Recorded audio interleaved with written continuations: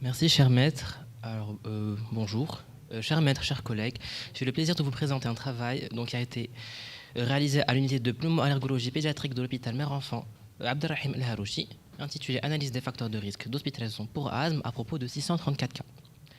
Donc, l'asthme est la maladie chronique la plus fréquente chez l'enfant, touchant 10 à 14% des enfants selon l'ISAC 3. C'est la première cause d'hospitalisation avec les bronchiolites virales, avec 1007 exacerbations hospitalisées en 2021. C'est une maladie sous-diagnostiquée et insuffisamment traitée, a fortiori dans notre contexte. L'objectif de notre travail était d'analyser le profil épidémiologique des enfants hospitalisés pour exacerbation d'asthme et donc d'analyser les facteurs de risque ayant mené à cette hospitalisation. Ce fut une étude prospective menée du 1er septembre 2021 au 10 avril 2022 sur une période de 7 mois et 10 jours. Furent inclus tout enfant d'âge compris entre 2 ans et 15 ans hospitalisé pour une exacerbation d'asthme durant la période précitée. Le recueil des données s'est fait grâce à une fiche d'exploitation regroupant des informations relatives au contexte social, aux antécédents des patients et à la maladie asthmatique passée et présente. 634 patients ont été évalués durant cette étude. L'âge moyen était de 5 ans et 1 mois, avec des extrêmes entre 2 ans et 16 ans. Le niveau socio-économique était majoritairement bas à 61,5% des cas.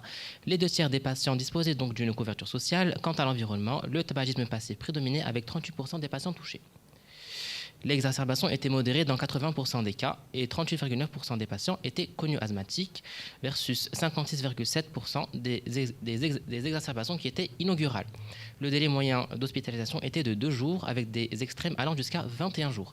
La durée était de 2 jours en moyenne. Donc l'asthme sous-diagnostiqué concernait 2 tiers des patients interrogés et le délai entre le début de l'asthme et le début du suivi était en moyenne de 10 mois avec des extrêmes allant jusqu'à 9 ans. Chez les patients suivis, seulement 18,8% l'étaient régulièrement. Près de la moitié des patients rapportaient démarrer un traitement à domicile. Donc, il était mal conduit dans la majorité des cas, donc avec 75% des patients qui utilisaient des inhalateurs et 52% qui utilisaient une corticothérapie orale. 19% des patients seulement disposaient d'un plan de gestion à domicile. Donc l'asthme était majoritairement non contrôlé, donc chez 64% des patients. Chez les patients interrogés, le quart présentait un antécédent d'hospitalisation pouvant aller jusqu'à 8 fois. Le traitement de fond n'était pas prescrit chez 64% des patients et chez les patients traités, près de la moitié étaient sous association avec respect de la posologie dans 77% des cas.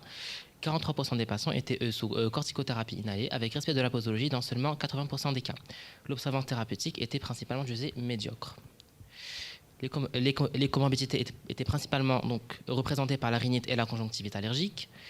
Et donc, au terme de l'étude, les facteurs de risque identifiés ont été le non-contrôle de l'asthme avec 64% des cas, l'asthme sous-diagnostiqué 60% des cas, le tabagisme passif dans 38% des cas, la mauvaise observance thérapeutique 31% des cas, un traitement de fond qui était non prescrit ou non acheté 17% des patients et un traitement insuffisant dans 7% des cas. Donc, le sous-diagnostic de l'asthme est une cause majeure d'hospitalisation pour exacerbation. Donc, le diagnostic repose sur un ensemble de symptômes respiratoires et une limitation du débit expiratoire. Il faut également évoquer un asthme devant des signes atypiques tels qu'une toux chronique à prédominance nocturne ou des symptômes alléiformes. L'exacerbation d'asthme retentit négativement sur la qualité de vie des enfants, est responsable d'absentéisme scolaire et d'une plus mauvaise qualité de vie. Donc, cette étude a permis d'identifier les 6 facteurs cités ici. Donc, dans cette série, 2 tiers des enfants n'étaient pas diagnostiqués asthmatiques. Alors, selon les dernières recommandations de la GINA 2022, un asthme doit être évoqué devant une toux persistante, récurrente, non productive, majorée la nuit ou causée à l'effort, ou simplement devant un sifflement récurrent, une dyspnée, une réduction de l'activité, donc ce sera un enfant qui ne joue pas ou qui marche peu. Une atopie personnelle ou familiale est également évocatrice d'un asthme, ainsi qu'une bonne réponse à un traitement de fond. Ce dernier est standardisé par palier selon les dernières recommandations de la GINA 2022. 17% des patients ne recevaient pas de traitement et 7% le recevaient de manière inadéquate. Le traitement recommandé peut être à base de corticoïdes inhalés, d'association corticoïdes inhalés bêta-2 de longue durée d'action ou d'antilécotriène en fonction de la réponse de la maladie asthmatique au traitement. Donc un contrôle et une réévaluation constante est donc nécessaire pour adapter le traitement au patient et à sa maladie.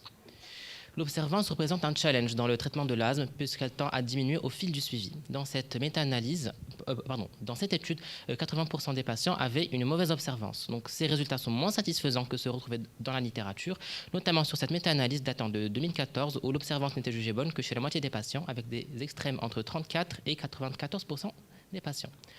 La non-gestion de l'environnement constitue également une faille dans la prise en charge de ces patients, vu que 38% d'entre eux étaient exposés au tabagisme passif, donc ce qui sont des résultats concordants à d'autres études nationales ou internationales. Le contrôle de l'environnement est un volet thérapeutique non pharmacologique tout aussi important que l'instauration d'un traitement de fond.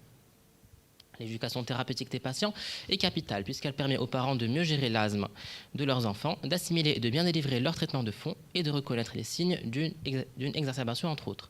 Donc un plan de gestion à domicile doit être délivré à tout parent pour faciliter la prise en charge de leurs enfants.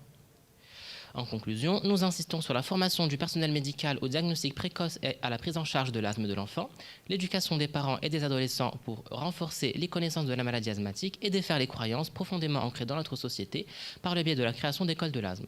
Il faut également faciliter l'accès des personnes démunies au traitement de fond en les mettant à disposition dans les centres de santé. Je vous remercie.